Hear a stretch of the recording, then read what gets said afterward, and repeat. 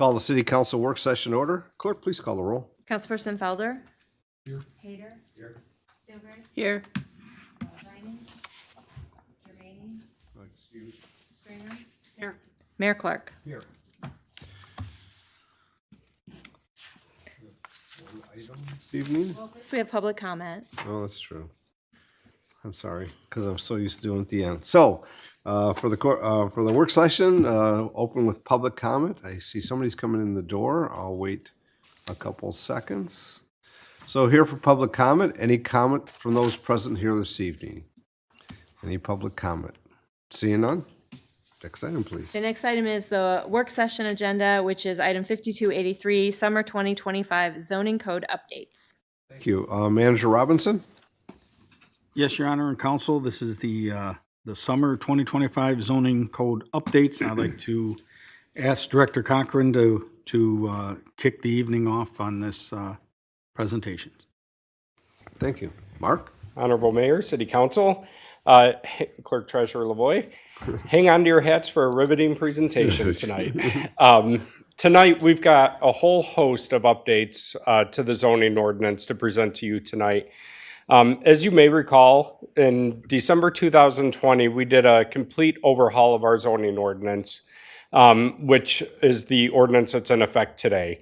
I used to have a boss who said the last perfect law that was ever adopted came off the mountain on 2 stone tablets. And the day after we adopted the December 2020 code, we started living it and noticing that there needed to be some updates in real life as we began implementing the zoning ordinance. And many of those we've talked to council about before.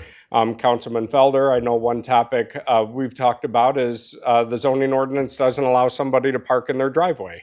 And so those sorts of details, and then also as citizens have come before us with requests for different projects or different topics, we've taken a look at the ordinance and had some internal debate over whether updates are needed to it.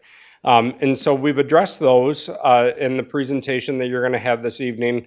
But also, council may recall last year, or earlier this year, we received a grant from MISTA for housing readiness. It's been a big priority of this city council, including in our housing strategy, to look at our zoning code, to look at what updates are needed to the zoning code in order to allow for more flexibility, as well as to address the housing shortage of many different formats that we have in the city. And so with that grant, we've been working with Anne Marie Kirby and her team at C2G, which is the planning and consulting firm that the city retains for all consulting services related to planning and zoning.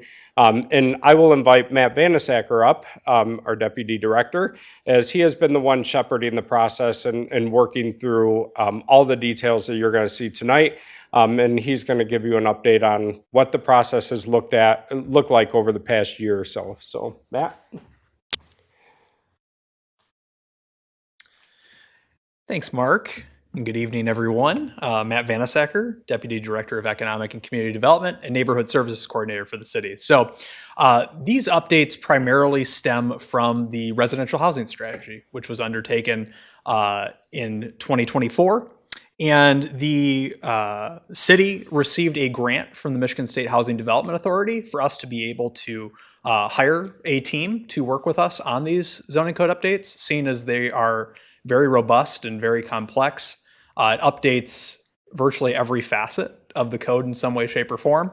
And so with some of those projects that require a little bit more detail, they require us to take a fine lens across the entire zoning code and all mentions of any words used and a number of different facets.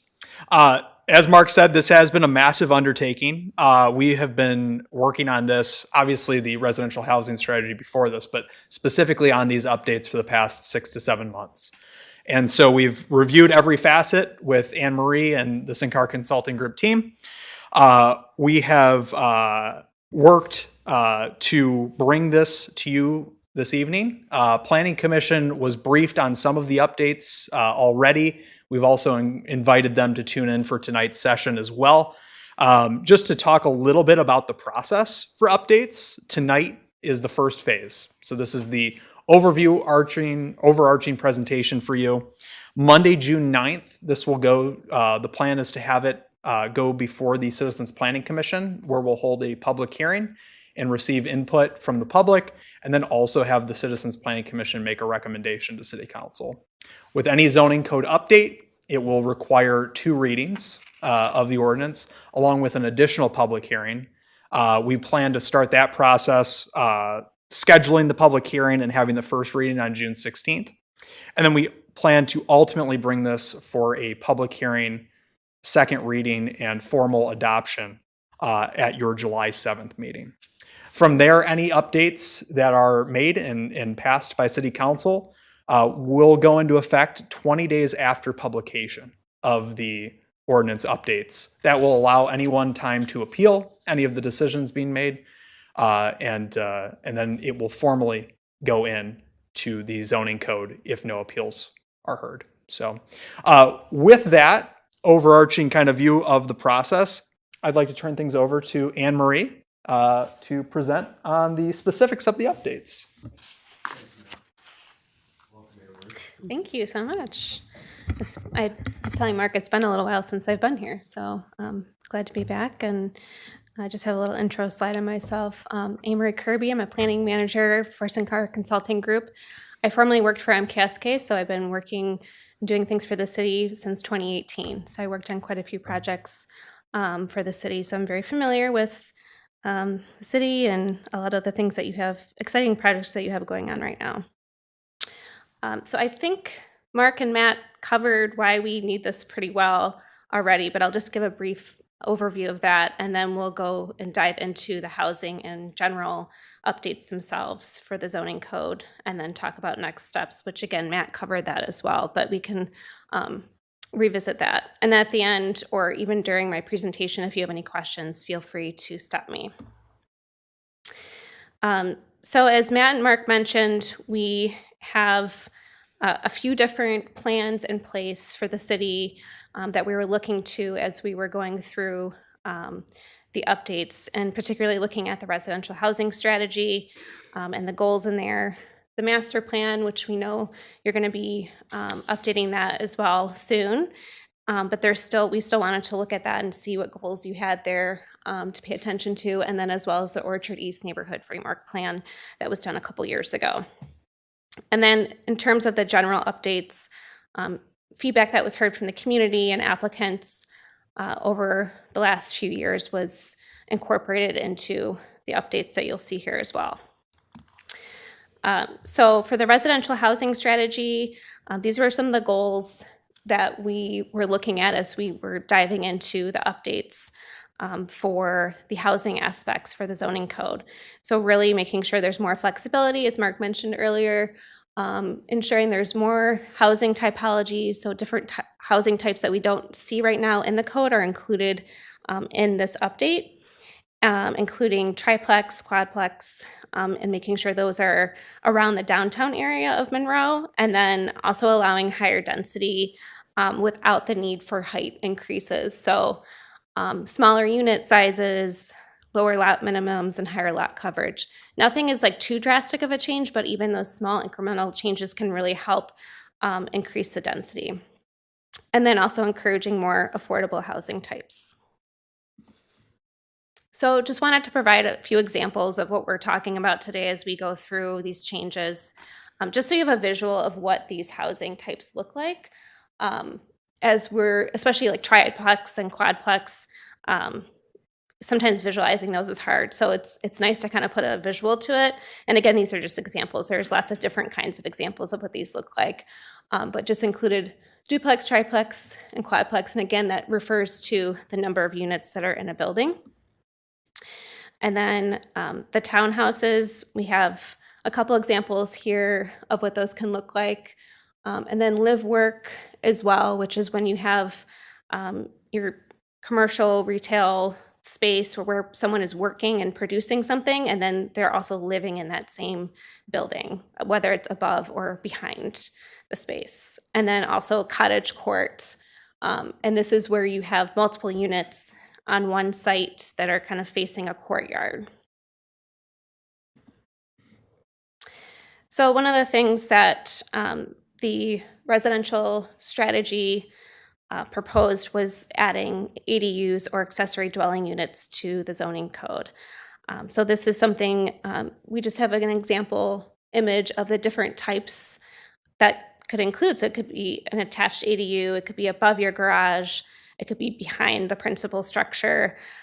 And then we have it where we're suggesting it be permitted. So it would be R1, R2, R3, RM, MU1, and MU2. So it's all those kind of residential districts, but that it would have to comply with the lot coverage, and it can't occupy more than 50% of the rear yard.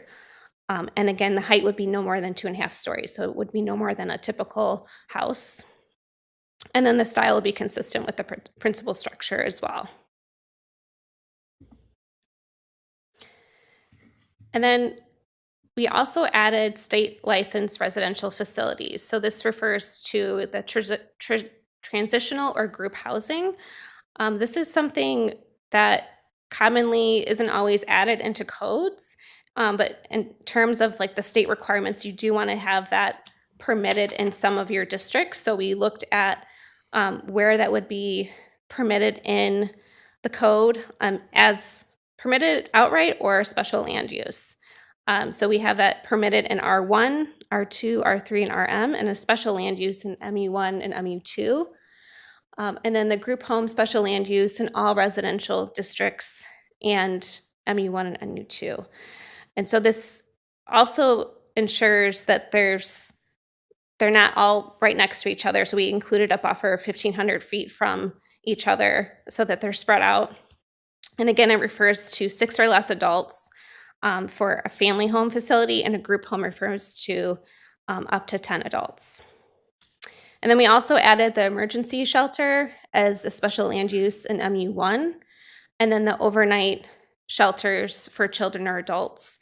And these are temporary shelters for the homeless. And I have a buffer again for 500 feet from each shelter. And then there'd be a supervisor present 24 hours per day. And this is listed as a special land use in MU1. Are there any questions before I get into the changes for each of the districts? Okay. So, and I'm not going to spend a lot of time on each of these slides because a lot of these are very similar for the changes to the residential districts. These slides in particular talk about more of the uses that are being added to each one of the districts and the name changes. And then a slide a little bit later is going to talk about the dimensional standards that are being changed in like a chart for all of the residential districts. So for R1, again, one of the things we wanted to do is change the names of the single family districts to be low density residential district. That way it's focusing more on density and not the single family or multifamily aspect, because again, we're trying to expand the flexibility of the housing types in those districts. And it was also recommended in the residential strategy as well. So we've updated the name for that, and then we're allowing accessory dwelling units for the R1 district, and then adding in duplexes as a special land use in this district, and then including temporary housing, also known as the state licensed residential facility for 6 adults or less as a permitted use in R1, and then decreasing the parking requirements to 1 space per unit. And again, updating those dimensional requirements, which I'll go into in a little bit. R2 is, again, updating the name from single family residential to low density residential district for medium lots. And again, allowing for those accessory dwelling units and then duplexes and then also townhouses being permitted here in this district. And then we also added cottage court, which again, those are the structures that are on one lot that are kind of facing a courtyard, live work, quadplex, and triplex as special land uses, and then including temporary housing for 6 adults or less as a permitted use, and then again, decreasing those parking requirements to 1 space per unit. And then for R3, We changed the name to low density residential district for the small lots, and allowing for ADUs, duplex, triplex, quadplex, and townhouse as permitted. And then adding the cottage court, live work, and then multi-unit, which is 5 units or more, and office medical as special land uses for this district. And then again, the temporary housing would be permitted. And then we added the group homes for more than 6 adults as a special land use in this district. And then decreasing the parking requirements to 1 space per unit. For RM, so this is your multiple family district. We changed this name to medium density residential district. And again, allowing for those ADUs here, cottage court as permitted now, duplex, triplex, quadplex, townhouse. So those are all going to be permitted in the RM district. And then we also added the nursing homes and physical rehabilitation facilities here as well. And then live work would be a special land use here. And then the temporary housing would be permitted for 6 adults or less, and then more than 6 would be special land use. And again, decreasing the parking requirements to 1 space per unit. And then finally, the changes for MU1 and MU2. So those are your mixed use districts, adding residential uses to this district to allow for ADUs, duplexes, triplexes, quadplexes, and townhouses. And then we added the cottage court and nursing home, state licensed facility, and overnight shelters as special land uses here. And then for live work, that's permitted in MU1 and a special land use in MU2, and then decreasing the parking requirements to 1 space per unit. And then this is the chart that I was referring to. So it covers the changes. There's more changes in the lot area, the lot width, and the minimum lot coverage. And not as many really for the rest of the standards in here, with the exception for the building height for MU1 and MU2. But the idea is to, again, allow for a little bit more flexibility when you're trying to add some more units to those lots that are in R1, R2, and R3 especially.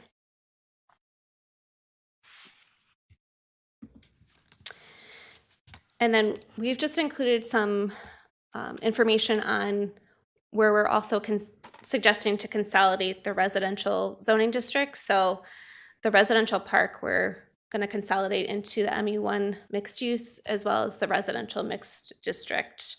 And I'll show maps of those next. And then the other ones that you see on here, again, we're just proposing to change those names, but the ones with the orange arrows are consolidating into the MU1. So this shows here, it's a little hard to see, but in the middle of the map there are a few orange parcels that's existing with residential park. So proposing to put that into the mixed use district. And then the RMD, which is residential mixed, has a few more parcels than residential park, but again, felt that this could be consolidated into the MU1 district. And then we've summarized as well what we're showing to consolidate some of the commercial districts into MU1 and MU2. So that's your commercial office to MU1, and then commercial general to MU2. And again, the goal of this is really just to kind of help simplify some of the code, but just give a little more flexibility to those districts, but also just make it easier for people who are also reviewing the code or applying and not having so many zoning districts. Are there any questions on the housing portion of the presentation? I'm moving next into our general zoning updates. Mm-hmm. I'll just ask it now because I wrote it down and maybe later, but on the ADUs, is there size? I noticed it says something about 50% of the lot, but is there a size minimum or maximum of an ADU on a lot? Square footage. I don't think we put a square footage to it, but it's the size of it would be it's going to be constrained to what it can be on the site itself. So there, you still have to abide by the setbacks, Right. the rear and the side, and then you can only take up 50% of the rear lot, but still have to be within that maximum lot coverage, which I think is usually around 35%, for, especially for like the R districts. So yeah, that's, and then also by height too. Right. I saw the height on the Yeah. other screen. Okay. Thanks. And then, as mentioned before, in addition to those housing updates, there was also a need to look at the rest of the code while we're already going to be doing this amendment, to add some other things in that have been brought up by the community, one of them being beekeeping.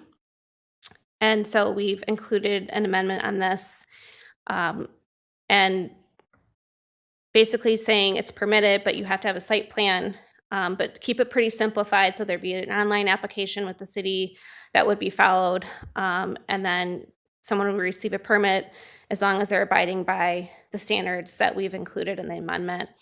And then we also put quantity restrictions by the size of lot. So how many apiaries there would be allowed for beekeeping based on the size of your lot. And then you have to have a flyway barrier, like a fence, basically of 6 feet in height, if you have the beekeeping. And then we also added indoor shooting ranges, so differentiating from what's now in the indoor recreation spaces in the code.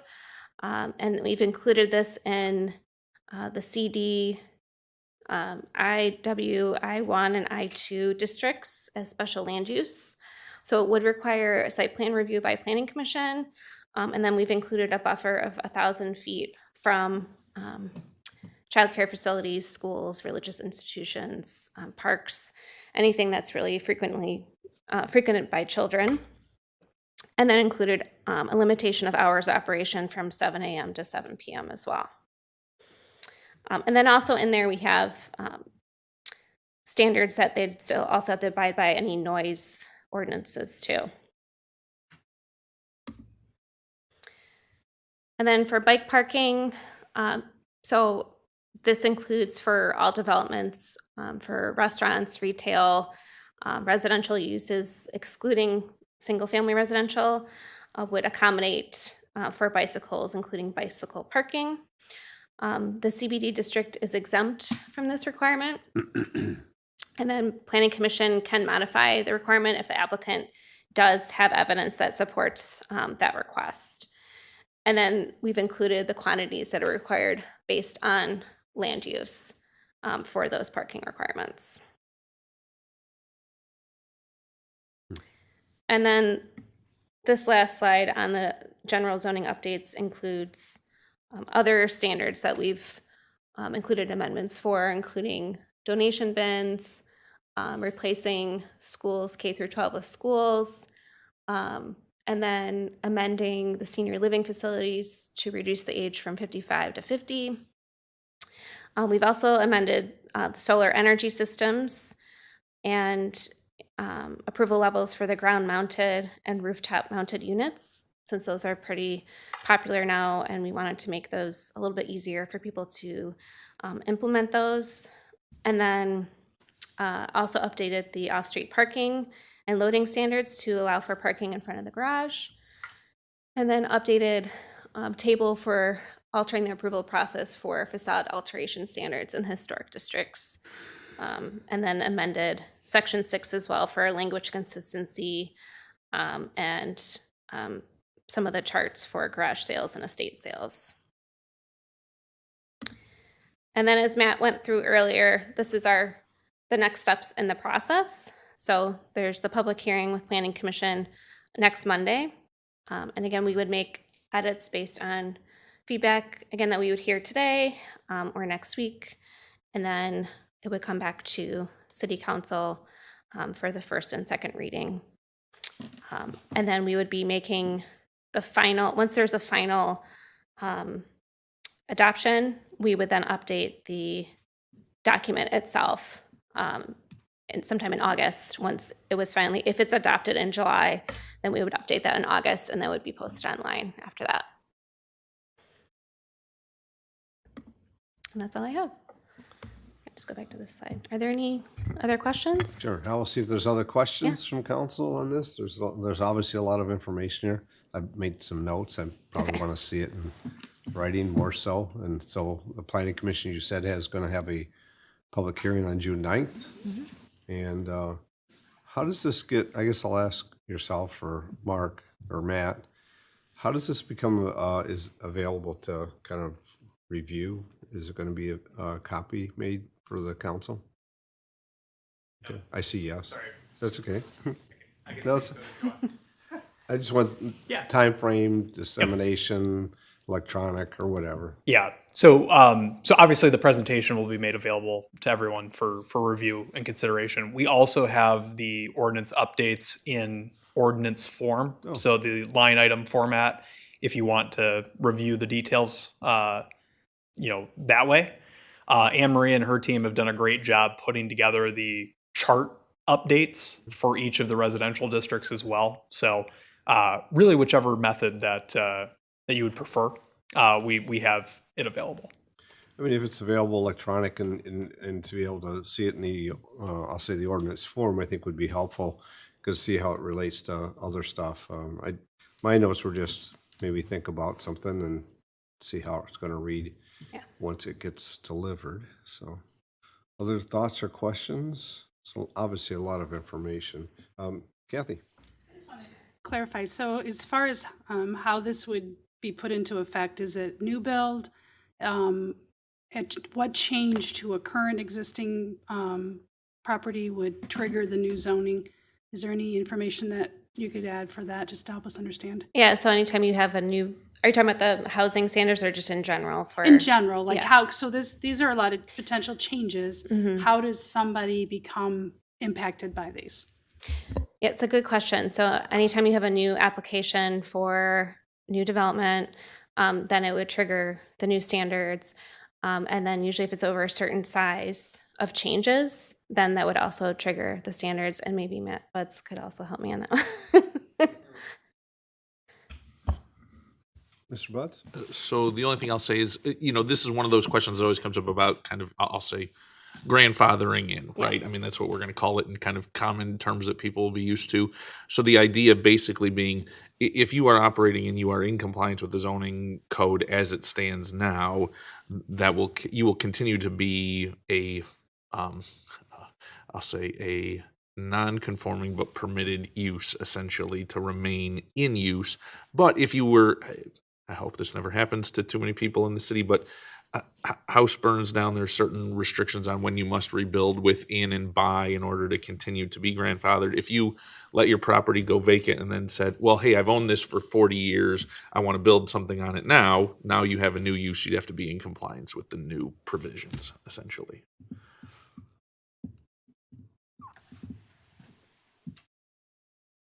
Other questions? I guess that kind of goes a thought I had as you were going through some of the items and where they would fit now in particular zoning, and I think of I get them all mixed up, I-1 or I-2. We have some I'll say small industrial, still current neighborhood areas, but I'm not sure that they've already been changed, that they're the non-conforming permitted use. And it makes me think of that when I saw there was a shooting range that would be allowable in certain areas. I'm not even sure we have a business in a residential. Like a couple come to my mind, but I think we might have already changed that. I don't recall. There's an I-1 and I-2, so you were right. There's, It's like and again, those are special, those would be special land use too. So there'd be consideration of, how in proximity to schools and religious institutions and those things. That's why we have the buffer in place for that. okay. But yeah, feel free to explore all those amendments because there are more standards listed in that each of the Word documents, the amendment documents that we put together. So it does go into a little bit more detail in each of these. I think there'll be some exploration from council. So Which is a good thing. That's why we, this is the update to where it is, and we should be being prepared for if there's something that catches your eye that wonder how this fits currently within how it might be placed within the community and the residential areas now. So, Andrew? I know that increasing density and reducing parking requirements for new builds was a issue of discussion previously. I think that there was a desire to move in that direction generally. To help facilitate a reduction in the need for parking spaces, we made some changes that I think are reflected here regarding merging zoning districts and allowing for more multi-use residential and commercial properties to inhabit the same districts. Could you walk me through some of the changes on a structure, a retail structure or a commercial building that is not currently allowed in MU1 or MU2 that potentially would be under the new zoning policy? You're referring to, let me go back to, you're Yep. referring to the consolidation of it. the commercial districts? Yep. Yeah, I think the main thing there is change of the building height. It might be easier if I go back to show it here. So you'll see on the last two columns, the MU1 and MU2 districts here. So it would allow for different heights than what's currently allowed for, and that also includes in the consolidation of those districts too. So I think just a little bit more density and that flexibility, and nothing in terms of uses, I don't think, unless Mark or Matt have any additions on that. But it's more in terms of the layout and allowing for a little bit more density for those districts. Gotcha. The third line down there, the third row down, that should be maximum lot coverage, correct? Correct, yes. Okay. Great catch.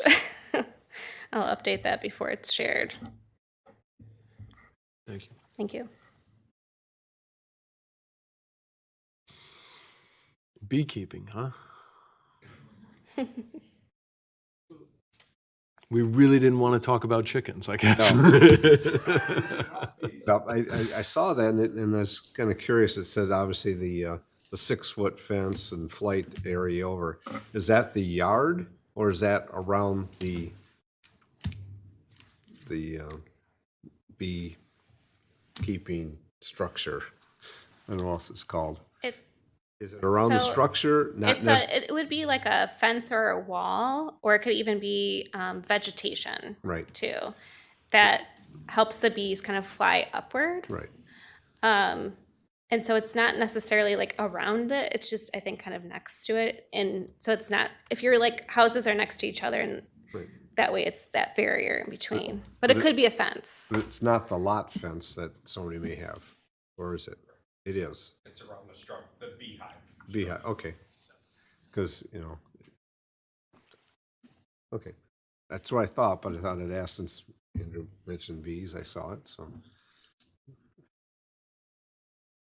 Other questions or thoughts?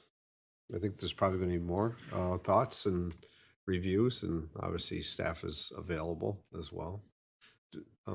So the PowerPoint will be available, as I heard, and then also electronic, at least, of how it's going to appear within the ordinance. So, right?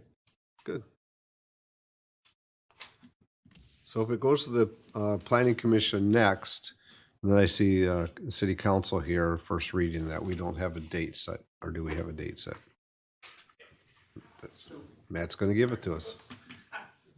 So, assuming the planning commission moves the items forward, whether with amendments or, just as is, the first reading could take place on June 16th, which would be your next city council meeting.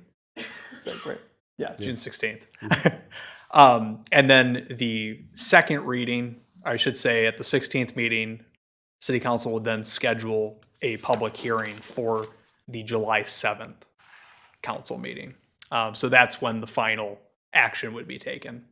Would essentially have the first reading of the set of ordinances that would be the ordinance to amend the ordinance, and then have the actual action taken on July 7th. And I can update the presentation, so those draft dates are in there if this is made public, so that people know when those are coming up. Good. Yes. Okay.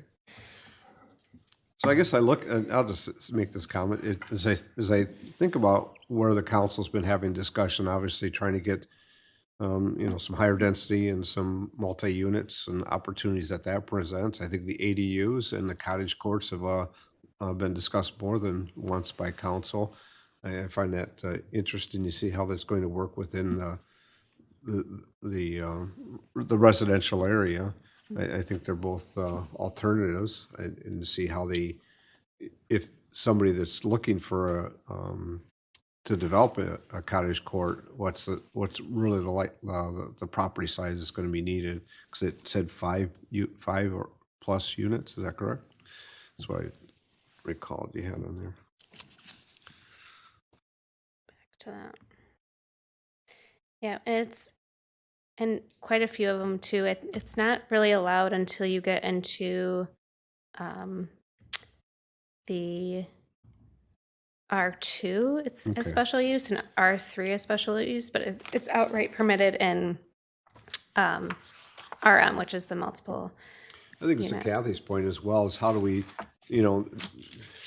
become knowledgeable about it. I know staff will know it, but the council may get questions as well, and I always refer people to the department for the assistance and details. But it's nice to be knowledgeable about what might fit where, and if somebody wants to put an ADU and actually they don't have enough space potentially in some of our small lots, and then that's why I asked about the square footage. What's permissible as far as minimum, or you're going to allow 172 square foot something or whatever, maybe. Be added to a garage, like on top of a garage too, Right. as long as you're still within that 2.5 story height Yeah. restriction. I could see that. I was thinking like a separate unit, but then it takes it's going to require amenities. You just can't put a shed out there, right?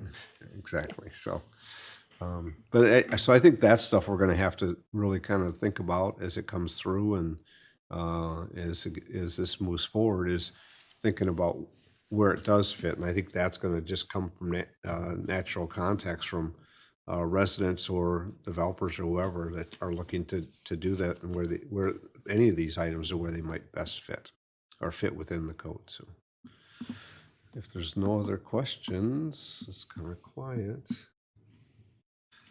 Thank you so much, Anne Marie. Appreciate it. Thank you. Yeah. I'll see if there's anything further from Matt. Director Cochran Mark. has some Okay. more comment. Okay. Okay. You're more than welcome to. No, I just have to unplug all of my stuff here. Sorry. So you got all these questions now, Mark? So- I'm gonna try. No. I didn't know there was part two, so. Let's get my cords One of rolling. these days we'll go wireless with all this stuff. That'd be nice. Thanks, Anne Marie.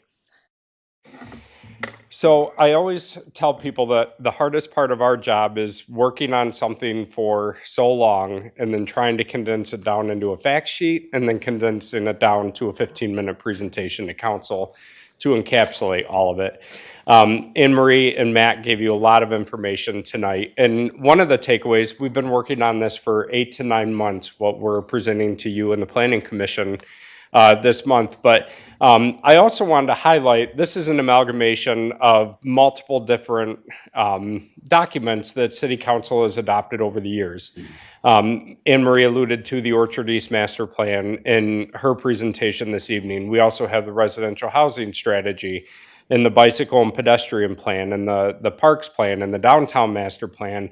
And each of those had recommendations pertaining to policy and ordinances that need to be amended to achieve the goals and the objectives that were identified in each of those. And so one of the takeaways that I hope we can share tonight is that all of those documents we work in every single day, and they're not sitting on a shelf and collecting dust. But before we can implement some of the recommendations in them, we need to do things like modifying the ordinances that we are tonight.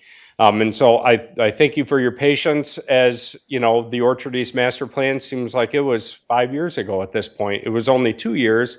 But when we talk about more dense housing opportunities and bringing back the Winchester Commercial Corridor and some of the priorities that were identified in that master plan, this policy, the recommended policy, begins to allow for that framework to move forward.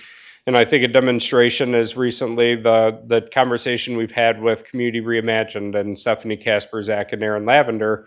They would like to do a cottage court development on that property where the former Majestic Theater was, but unfortunately our zoning code didn't allow for it.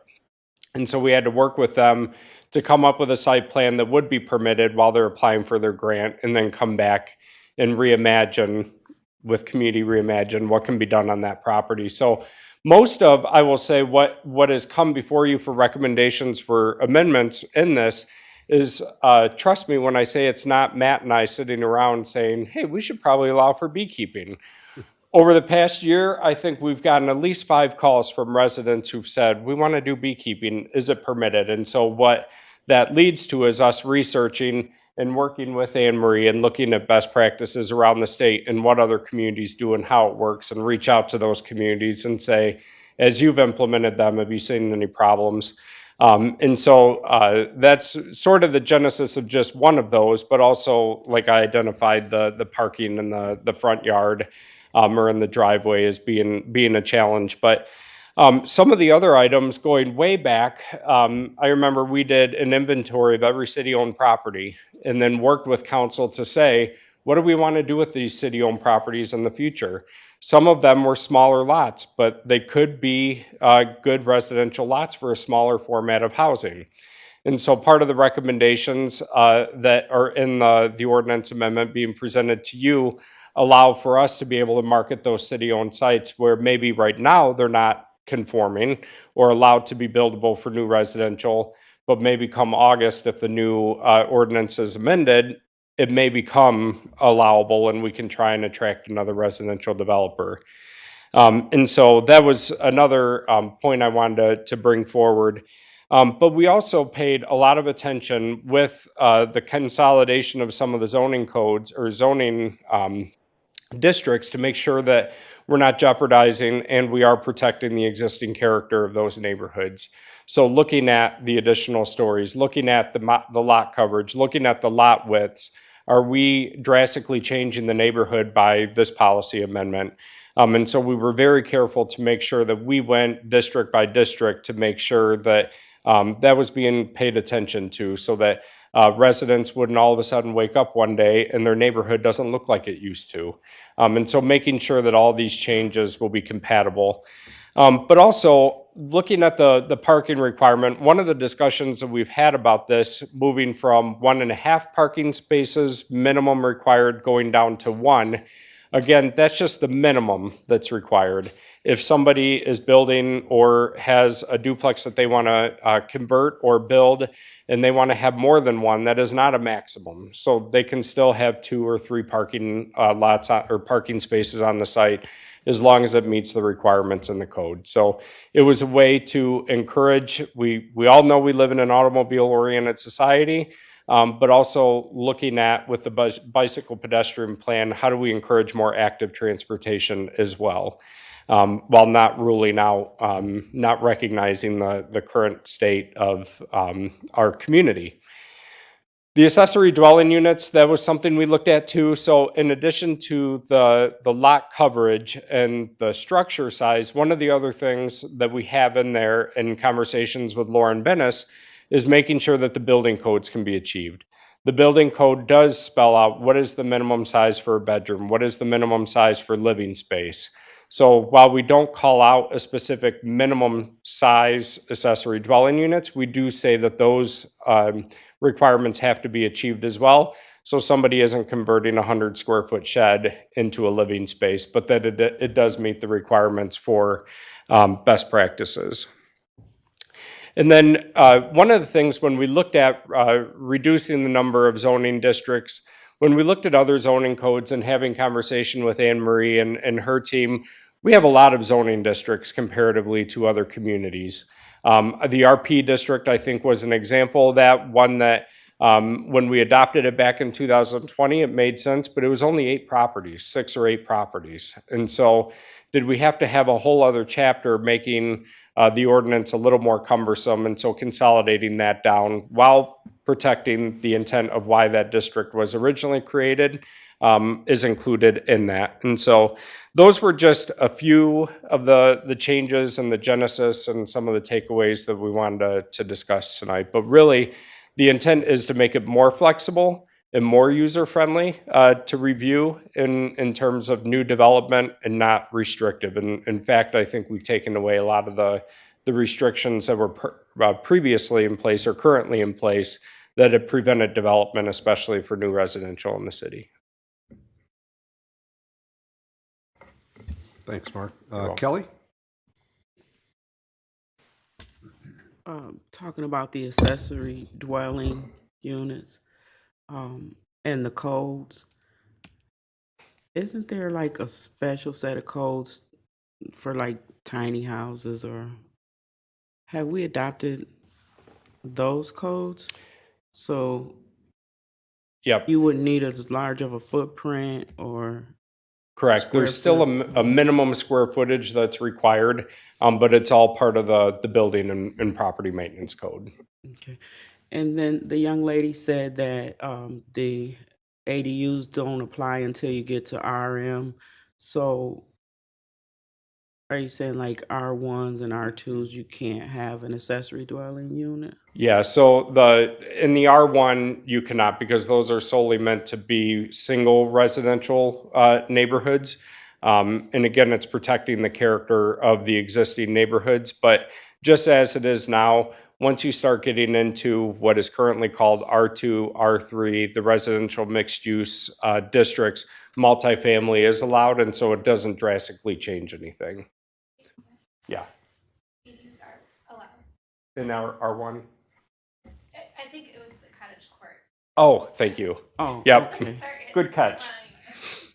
Because I'm just looking in my neighborhood. There are different sizes houses, but there's a lot of large lots, probably big enough to build another house on, let alone a tiny house. Mhm. So I was just curious, would they be allowed? Like if they have like, I don't know the square footage or whatever, Yeah, but yeah. like for instance, I might have like 3 lots or something like that. I don't know the measurements or whatever. It's hard. I know. I understand. It's hard to visual sometimes lot Yeah. coverage and Yeah. playing with things, and that's where the mayor's point. We are more than happy to sit down and talk anybody through this because, like I said, it's taken 8-9 months to bring us to this point. But I stand corrected, thankfully, for Anne Marie and Matt that they are allowed in the R1 as long as they meet the requirements. Because I know in Mason Run, those are small lots. Hmm. Yeah. I consider small lots, and they're building up over the garage. Yeah. Yep. And we took a field trip a couple weeks ago. Matt and I did with Stephanie and Aaron to R3. 3 squared. I've got residential on my mind. 3 squared, which is a residential developer in Detroit that uses shipping containers. And we actually visited the owner's house, and while it wasn't shipping containers, he had a narrow lot with a 2-story house, and behind it, actually connected by a bridge over the backyard, was a garage with an accessory dwelling unit on top of it. But it was a relatively small lot that still had green space. And so even up to that point, I told Matt it was a lot easier to visualize it, seeing a lot like that, especially a unique modern type development in the middle of a more historic neighborhood in Detroit, and how it was able to work together and complement each other. Yeah. Thank you. Mm-hmm. Other questions for Mark? I don't see any more. Okay. Another example that comes to mind, you may have seen, Habitat for Humanity is working with Monroe Public Schools on the Navarre Field site on a multifamily development where, it's a duplex. The owner lives in the front duplex, and in the back, there's a rental tenant attached to it. Much like that could be an accessory dwelling unit if it was detached from it. So, and we've got that site plan if you'd like to see it, to kind of see how these projects are beginning to actually come together and be implemented, so.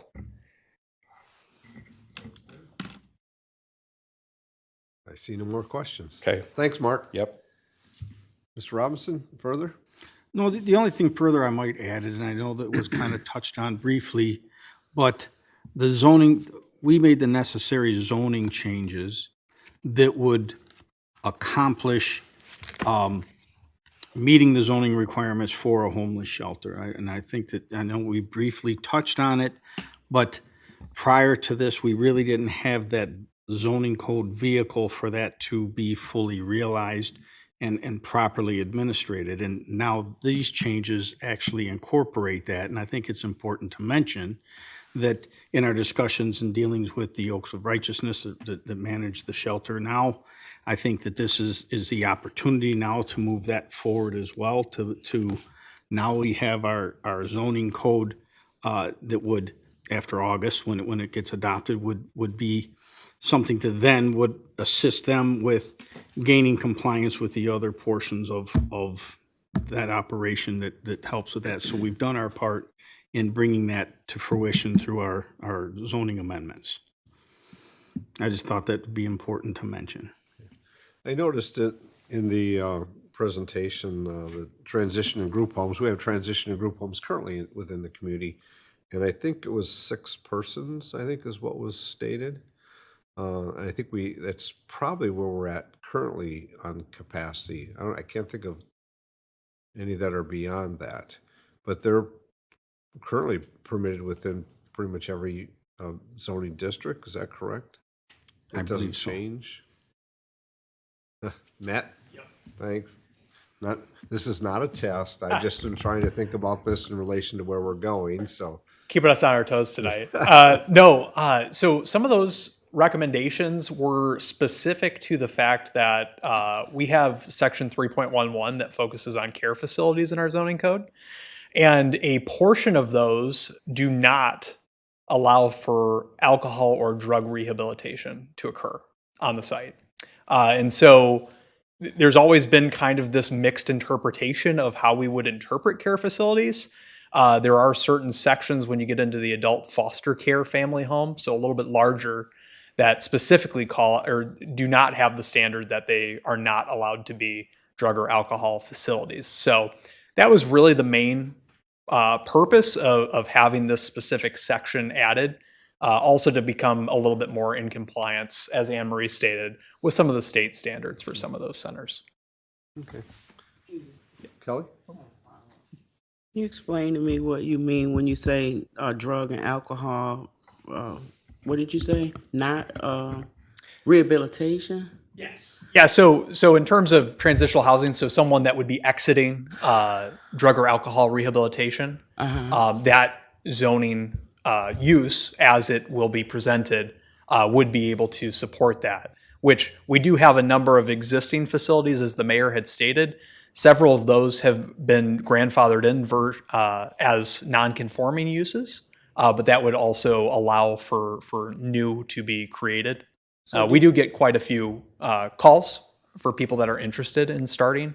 You mean some like of a those. halfway house type setting or something? Sort of to that extent, but a little bit more broad of a definition. Okay, so you're adding it into this zoning code to allow for that to be In certain zoning in certain districts, zoning and then also in certain districts as permitted uses, but then in others as special uses. Because I think there's a couple, I call them halfway houses, so I'm not sure if that's what the mayor is talking about. That, nobody in the community knew that they were being set Correct. up or anything, and there Correct. was some pushback, so I don't know if they're rehabilitating people or is it just a place for parolees or probationers or, Yeah. Depends on the case. So when a person wants to open a facility like that, they approach the city first? Yeah, and most then- often they approach us for zoning compliance, first and foremost. And then if the zoning compliance, so we do a review based on the intended use of the facility with the zoning code. So that's an application for that. Okay. And then we follow that up with a certificate of occupancy inspection, which is to verify that all building and fire and public safety codes are abided by. And so now, a part of that, they would be allowed to administer drug and alcohol rehabilitation services So in these a facilities? little bit different. So that reaches the point of a treatment facility. So that becomes more of a medical clinic in that sense. So there are some differentiating So you're not- factors. But Not to cut you off, so you're not talking about NA, AA, counseling type services. You're talking about medically applied drug. Okay. Okay. Thank you. I just wanted for clarity. Thank you. All right. Any other questions or thoughts? I look forward to seeing the additional information as we review it and have questions for administration. Mr. Robinson? Your Honor, I think Director Cochran also wants to take a couple seconds out to introduce a new member to our team. Yes. Yeah. Mayor, you may have met her previously, but I wanted to introduce Maria Sufredini, who has actually been a member of our department for several months, but this is the first time you've seen her in person.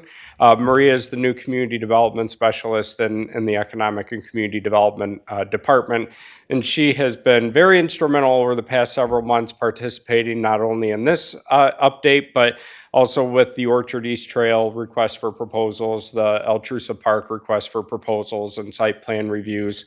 And so we want to welcome her. She is a recent graduate of Clarkson University in Potsdam, New York. And we're excited to have her in the department. She previously worked with the New York Olympic Development Authority, particularly on LEED certified and environmental issues, but very familiar with planning, brings with her a lot of experience. She is a native Michigander. I would invite her up to say all this herself, but I don't want to do that on her first day unless you want to. But she is a native Michigander from Shelby Township, and today is actually her first day in the office. She's been working remotely while she finished up her degree in New York, but now she is here full-time permanently, and she's been doing great work so far. So, Welcome. Thank you. Officially been introduced. That's good. thank you. Thanks, Mark. Mr. Robinson? I have no further items for the work session unless council would like to discuss anything. Anything that council has for council or for administration, maybe thought or something related to the agenda, if there's any item along that line? If not, Clerk LaVoy, anything further? Okay, well, very good. I think that will be adjourned. We have a little bit of time before our council meeting at 7:30. So thank you, and for those that are present, all right, we're adjourned.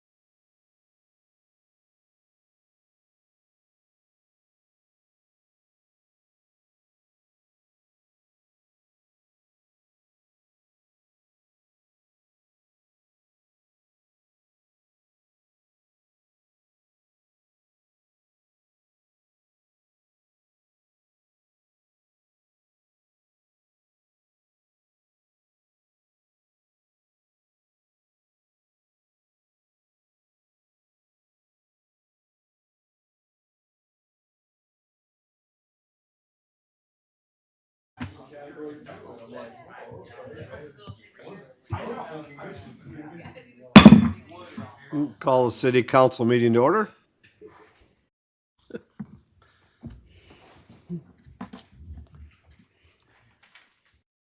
Please call the roll. Councilperson Felder? Here. Hader? Here. Stilgrave? Here. Vining? Here. Jermaine? Excused. Stringham? Here. Mayor Clark? We all please rise for the invocation. Remain standing for the Pledge of Allegiance. Guide our working together, give us wisdom to make the right decisions, your understanding to listen to each other, and your compassion to promote the peace and welfare of this community. I pledge allegiance To the flag of the United States of America and to the republic for which it stands, one nation, under God, indivisible, with liberty and justice for all. Thank you. Clerk, next item, please. The next item is the approval of the regular agenda. Manager Robinson, any adjustments or changes to the agenda? The administration has no adjustments, Your Honor. Anything from council members? Seeing none. Next is approval of the regular agenda. Need a motion. Your Honor, I make a motion to approve the minutes of the regular agenda. Support. Motion. Okay. Motion by Councilman Vine, supported by Councilman Stilgrave to approve the regular agenda. Clerk, please call the roll. Councilperson Felder? Yes. Hader? Yes. Stilgrave? Yes. Vining? Yes. Stringham? Yes. Mayor Clark? Yes. Next item, please. The next item is the consent agenda, and for item B, approval of payments to vendors, the amount should read $1,342,004.90, 1342004.90. Thank you. Are there any items on the consent agenda that council wishes to have pulled for further discussion? Any items on the consent agenda? Seeing none. Any items on the consent agenda those present here this evening wish to have pulled for further discussion? Items that are listed on the agenda and the consent agenda, if it's something you wish to speak about, and there's agendas that are at the by the clerk's seat there, you would ask to have that pulled to be brought to the end of the meeting for discussion. With that, public comment time comes at the end of the meeting after we've done our business. So any items from those present here this evening wish to have pulled from the consent agenda for discussion? Specific items from those present. Councilman Felder. Yes, Your Honor, I'd like to make a motion that all items on the consent agenda be accepted, placed on file, recommendations carried out, and resolutions adopted. Motion by Councilman Felder, supported by Councilwoman Stringham, that all items on the consent agenda be accepted, recommendations carried out, and resolutions adopted. Clerk, please call the roll. Councilperson Felder? Yes. Hader? Yes. Stilgrave? Yes. Vining? Yes. Stringham? Yes. Mayor Clark? Yes. Next item, please. The next item on the agenda is under presentations, communications, and public hearings. It's item 5282, public hearing on proposed 2024, is that right? I don't know. 2024-2025 CDBG Annual Action Plan Amendment. Should that be 25-26? No, I think it's, Continuation? Okay, continuation. just Thank wanted you. to make sure. Yep, that's good. Okay, if there's nothing further at this time, I'll open the public hearing. If there's any public comments regarding the proposed 2024-2025 Community Development Block Grant Annual Action Plan Amendment, this amendment to the CDBG. Any comments from those present here this evening? Seeing none, I'll close the public hearing. Clerk, next item, please. The next item is under council action, item 5286, purchase of monitors and Lucas devices. Thank you. Manager Robinson, information on this or any? Yes, what Your you Honor. have? We brought this as this is a pretty significant purchase from our public safety department because of the type of equipment that's being purchased and the value. And I'd like to give the opportunity to Director Tolstead to give a little more detail on the significance of these purchases. Thank you. Director Tolstead. Honorable Mayor, City Council, Clerk Lavoy, Chad Tolstead, Director of Public Safety. This was a approved upon project for the CIP 25-26 year. What this project is, it's going to be replacing our current monitor defibrillations in our current, what we call auto pulse. The Lucas device replaces the auto pulse. Those devices are still functional, still working. We actually purchased a extended warranty on them, so we have them good to January 2026. These devices, the new Stryker monitor defibrillator and Lucas device, replace those. And the current monitors, like I said, are still working and functioning correctly, but they're going to be coming out of warranty. What these new monitors do with the Stryker devices, the ones we have currently are good, but they're not the latest technology. Again, they're going out of warranty in 2026, which means if they would go out of service after that time, we would have to replace them in full. The new monitors, the biggest sell for the Stryker, I know one of the items that was listed on here is, no competitive bids. The Strykers were specifically selected for a reason, that they will work with MCA and with ProMedica. Our current devices are not, which means if our paramedics show up on scene and hook our devices up to someone, MCA who transports can show up on scene, and instead of having to undo what the work we just did, we can unhook our device, put it into their device, and not miss any beats along the way for patient treatment.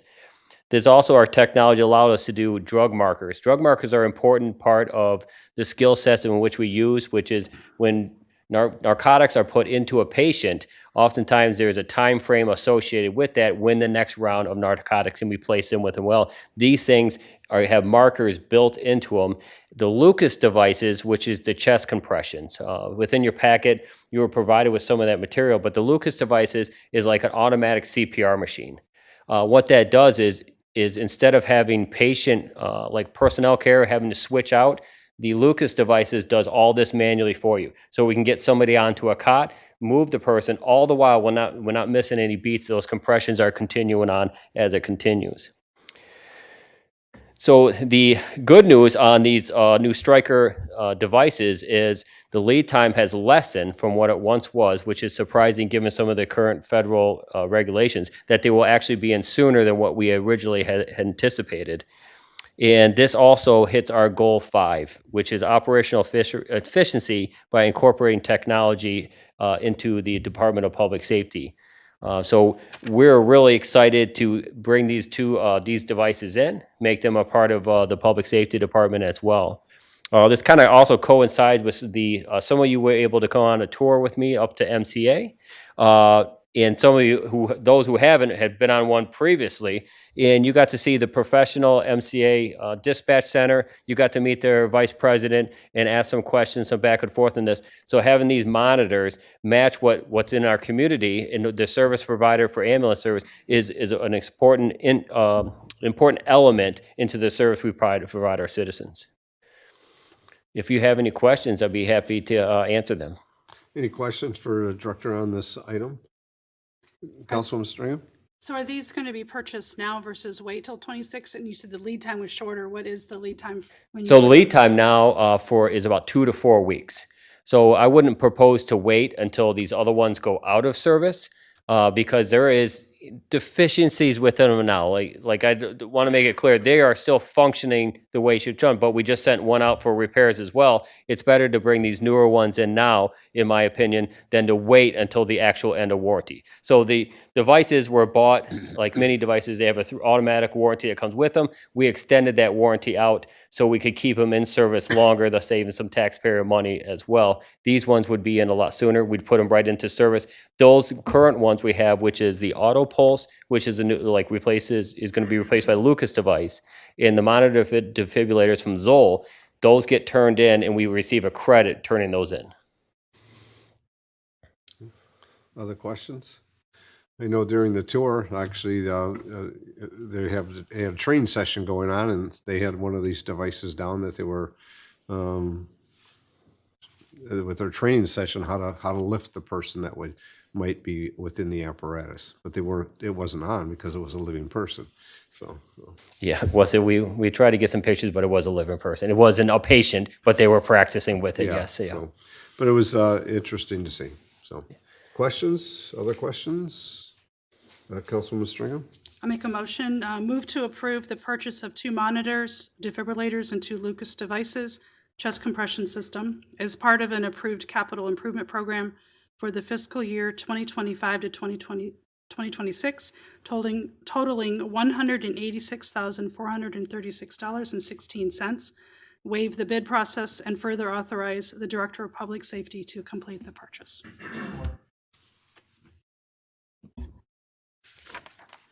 Motion by Councilman String, supported by Councilman Hayter on item 5286, the purchase of the monitors and Lucas devices. Clerk, please call the roll. Councilperson Felder? Yes. Hader? Yes. Stillgrave? Yes. Vining? Stringham? Yes. Mayor Clark? Next item, please. Thanks, Director. The next item is 5287, Computer, Electronic Communication, and Voicemail Policy Amendment. Mr. Robinson? Yes, Your Honor, bringing this forward is we just updated this policy in February of 2024. But with all things technology, the advancements move very quickly. And so we find ourselves here again, updating the policy to fit our needs properly for our employees, for the computer and electronic communications and voicemail policy. And we provided the policy to you. And Director Sell is here, who is over our IT and technology area, if you have any specific questions related to this policy. Thank you. Any questions on this item from council members? And I know that Councilman Felder had a question, and we received some additional information of items that were removed, so we had an understanding what those were, so I appreciate that as well. And in our fact sheet, it has a version of what the summary of the changes are, but this provided information of what was also removed. So if there's no questions for the administration or Mr. Sell, a motion. I'll make a motion. Okay, Councilwoman Stringham. Move to approve the amended computer, electronic communication, and voicemail policy. Support. Motion by Councilman Stringham, supported by Councilwoman Steelgrave on item 5287, computer, electronic communication, and voicemail policy amendment. Clerk, please call the roll. Councilperson Felder? Yes. Hader? Stillgrave? Vining? Yes. Stringham? Yes. Mayor Clark? Next item, please. The next item is 5273, Eaton Tile Drain, change order to professional services agreement, additional concepts. Mr. Robinson? Yes, Your Honor, I brought this forward for action because I think it's really important that, I needed to get an explanation from Director Lewis on exactly what this means, and I understand the value and the importance of the Eaton tile drain and the problems we've had for a long time with that drain not being of proper size, et cetera. And I thought it would be a good opportunity for Director Lewis to be able to explain exactly what we're investigating and exactly how we're trying to improve that to improve the situation for our residents. Thank you. Mr. Lewis? Honorable Mayor and Council, Patrick Lewis, Director of Engineering and Public Services. This is actually an amendment to an earlier study award that you did back in November of 2024. As I reference in here, we know we've just come off a fairly large storm sewer project, the St. Mary's Gardens project, where we were dealing with the same type of thing. And a lot of it's the development vintage, the 1950s, 60s, and 70s. I think people were still starting to have bigger homes, basements that were more usable space, and I think there was not really at that time, in kind of that baby boom time period, where an appreciation of the storm sewers to do something other than just drain the road. And that's kind of what we're dealing with in the Eaton Tile area, which is in the areas in the city that are affectionately referred to as the W streets, so the neighborhood south of M50 and west of US 24. It also collects the runoff from the township neighborhood to the west, the Patterson Gardens area. So the Eaton tile was basically a farm tile that kind of ended near where Monroe High is, continued east, and it was just kind of filled in and enclosed, and then these neighborhoods just tied right into it. Put some things in perspective. We're generally putting in 15 or 18-inch tiles for individual roads now. That's to pick up all the sump pump leads. The Eaton tile isn't any bigger than a 20-inch, and that feeds the entire neighborhood. So we were looking at that watershed as kind of the next large storm sewer project, mostly because that neighborhood suffers a bit from the homes that were built now have living space in the basement and are starting to have some sump pumps which connect to the sanitary sewer. So this is another one of those neighborhoods that's in that vintage where the storm sewers were never put in to the proper size. Unlike the St. Mary's Gardens project, which was funded entirely by the city, the Eaton Tile upsize will need to be a county drain project, just because it includes not just our residents, but some to the west, and it's collectively a large enough project that it will probably need to have a special assessment component if something moves forward on it. So what the city had done, and I had requested through the CIP last year, was funding for the city to perform what is effectively a concepts review and analysis to determine. It's sort of one of those, we got to find out what we don't know. Like what do we need? How big is the problem if we were to do this right? And what alternatives do we have to making this work? There is one relief line from this Eaton Tile drain that the city put in after the residences on the south side of M50 went in, and that goes out through Grace Drive. That's a 30-inch relief tile that goes out to the river directly. So we met with the Spicer Group for kind of their preliminary analysis, and they found, of course, as you would not surprise you, that we need significantly bigger pipe sizes throughout most of the area. But one of the options that came to the forefront as being potentially one of the cheapest options was to consider whether doubling up that existing 30-inch relief line along Grace Drive or adding a new relief line on Fox Drive would be advantageous. And we say Fox Drive is a good alternative because the city actually owns the property at the end of Fox. That's where Waterloo Dam is. So we thought that might be one of the easier ways to get out rather than having to cross-telegraph with a large diameter pipe, which is where Eaton continues to go. So we're looking at a lot of alternatives here, but when we were presented by Spicer in their office about a month and a half ago, the level of analysis we need to determine whether the interceptor is feasible or not requires us to survey the area, perform a topographic survey of those roadways, do a full-blown analysis, review, and take depths on all the sanitary, storm sewers, water mains, conflicting utilities to find out if it's feasible. It looks on paper like it's the best alternative, but if we have a bunch of elevation conflicts where we'd have to lower some sanitary sewers, lower a bunch of house leads, then it may not be feasible. So this is what this next change order would be doing, is looking at the potential for a cheaper option, but we need to go in a little more depth, which was not in the original scope. I will say the primary goal of the Eaton Tile project is to identify what the project should look like and use that as our basis if the city should decide that we would like to petition the Drain Commissioner's office for a public project. The first step in that process is determining public necessity. Is there a problem? And I think this report would be the city's exhibit A, so to speak, of yes, we have a problem. Here's the magnitude of the problem. Here's the rough idea of the cost, which is not normally taken into account in a county drain project, but we would want to have that information going into it so we knew what our residents might be looking at if we wanted to pursue this project on their behalf. Mr. Robinson, is that probably a more robust summation than you wanted, but hopefully that covers it. No, I think it's good information for us to have. Questions from City Council?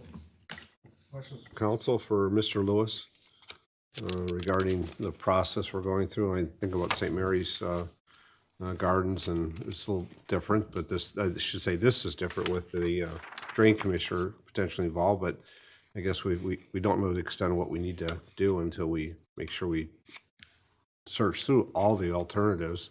So if there's no thoughts or questions from Mr. Lewis. Okay, Thanks. You, Patrick. Any questions from Council for Administration on this item? If not, we need a motion to move forward. Councilman Felder. Yes, move that the attached professional services agreement with the Spicer Group be awarded in the amount of $34,500, that a total of $40,000 be encumbered to include a 15% project contingency for unforeseen items, that the Director of Engineering Public Services be authorized to execute the agreement on behalf of the city, and that the Finance Director be authorized to appropriate funds from the Capital Projects Fund balance and/or local street fund balance as deemed appropriate. Clark.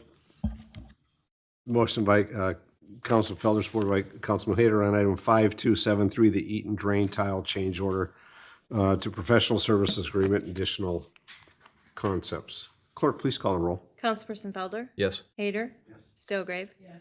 Vining. Stringham. Yes. Mayor Clark. Next item, please. There are no further items this evening.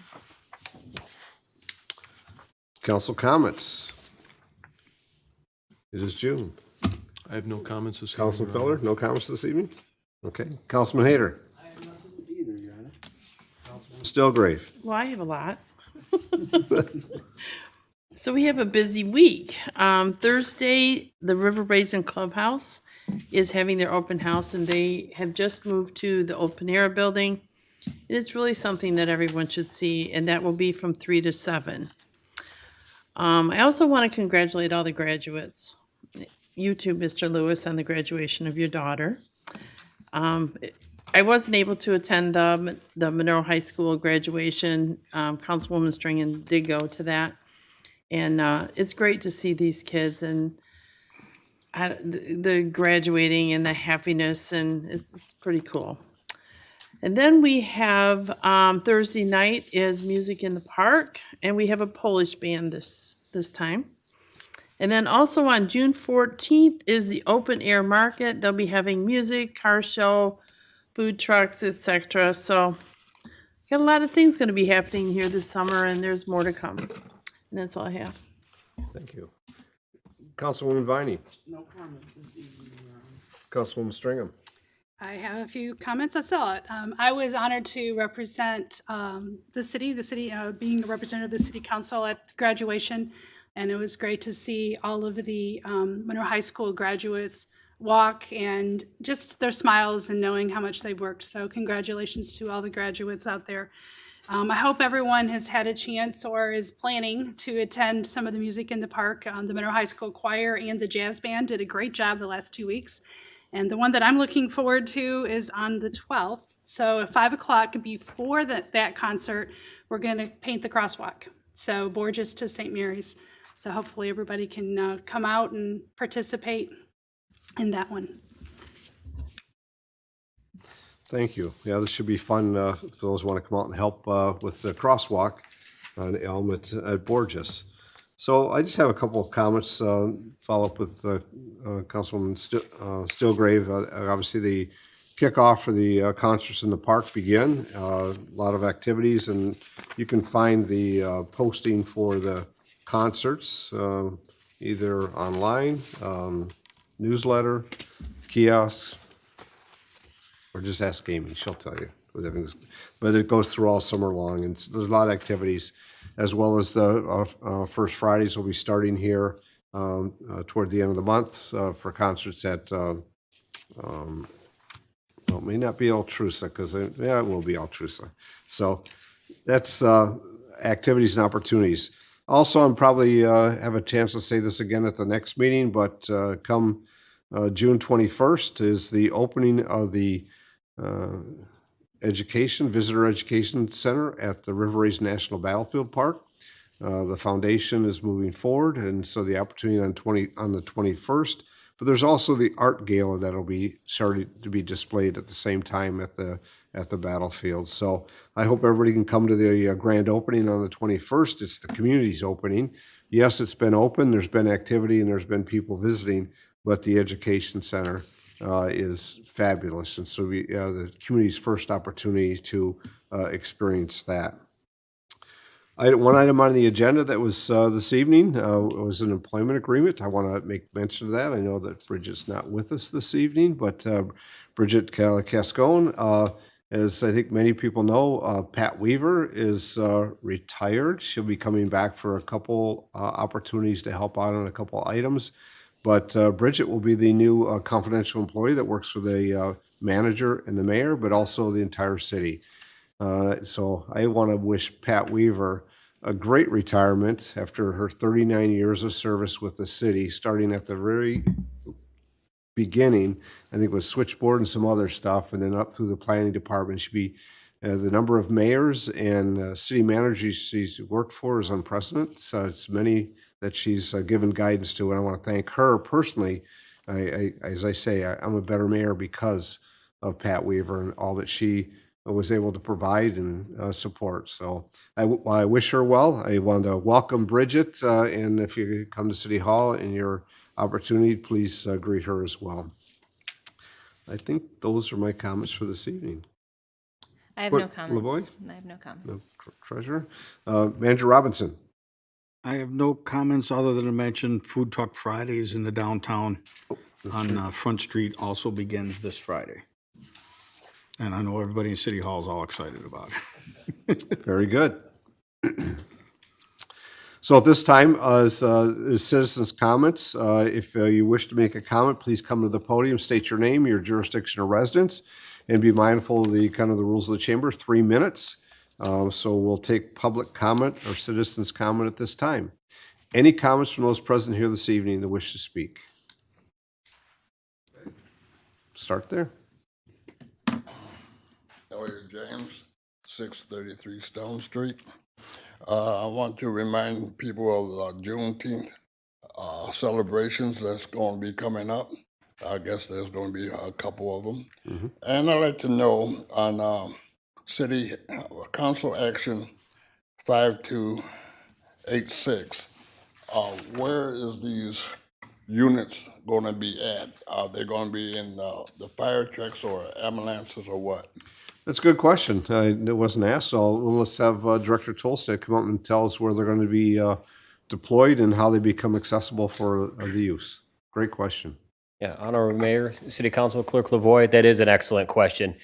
These devices are placed onto our ALS engines and on our Echo unit, which is a Suburban. This is something that stays with the City of Monroe personnel that we carry and utilize on a daily basis. They're not purchased on behalf of MCA. MCA has their own equipment. This is for the City of Monroe. Very good. Other comments from those present here this evening? Yes, sir.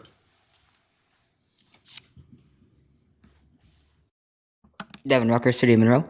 I just want to echo Councilwoman Steelgrave. I have the pleasure and privilege to sit on the River Raisin Clubhouse board. We are super excited to just welcome anybody and everybody. So I'm here personally on behalf of the board, asking you all to show up. At 4 o'clock, we will have a award ceremony just honoring those who really had an influence in helping us get what is known as the Panera building. In sports, I just came from Munson. The fields look phenomenal. The fencing looks great. As well, if you do see any of the Monroe Trojans baseball team, they're back-to-back district champions. I do have the pleasure of representing the Monroe County Sports Network, and I'd be remiss not to talk about my SMCC Falcons, unfortunately dropping the ball to the Ida Blue Streaks. But the Kestrels did secure the district championship against the Ida Blue Streaks. So just a little local sports for you guys. Hope to see you once again, 4 o'clock. Be there. It's the old Panera building. Something special is definitely happening in the city of Monroe. Thank you. Thank you. Other comments from those present here this evening? Yes, sir.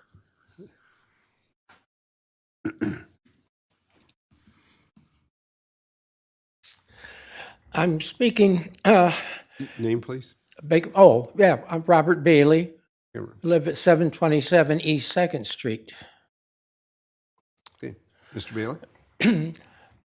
I'm referring to the fact that we've had recent increases in egg prices. In addition to that, there's been the question of possible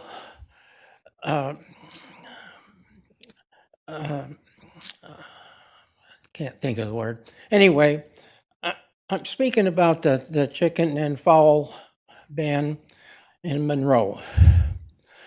There are upwards of 40 cities, municipalities in the state of Michigan that allow, under certain conditions, chickens in their yards. There's also the consideration of the infringement of property rights. Now, in light of this, the state legislature has introduced House Bills 4049 and 4050, which you're probably aware of, that would make it legal in all municipalities in Michigan, under certain conditions, to have chickens and other fowl in your yard. My next door neighbor at 801 East Second Street has been issued a citation to get rid of her chickens. They don't make any noise. There are no roosters. There's no smell. The only noises in the neighborhood that might be disturbing are dogs barking and of course, fireworks. So what I'm asking is there a possibility that you will stay her citation pending the passage of these bills through the state legislature? That's all. Thank you. Thank you.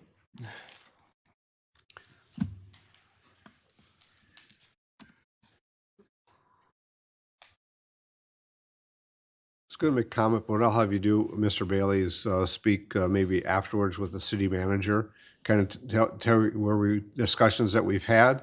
If you just speak with the city manager before you depart today, it may give you some additional information. I can't speak to the House bills and how long that may take. It goes through. I don't think it's out of committee yet.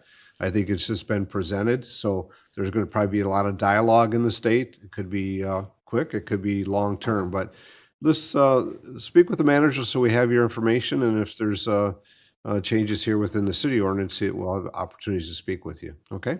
Thank you. Other comments from those present here this evening?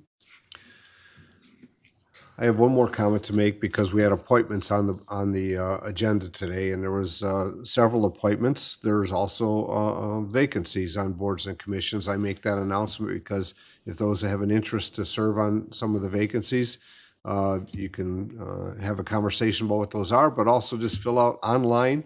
It's very simple. You go there and fill out the one page and hit submit, and it comes, and we have an opportunity to call about those. There's a variety of different committees that are currently open. So please fill out an application, those that are listening or those that might be here. Or if you want to chat with me, I'll be glad to tell you further. I have nothing further. That's it. Second. Motion from Councilwoman Stilgray, supported by Councilman Felder to adjourn. Clerk, please call the roll. Councilperson Felder? Yes. Hayter? Yes. Stilgrave? Yes. Vining? Yes. Stringham? Yes. Mayor Clark? Yes, and thank you all for being here.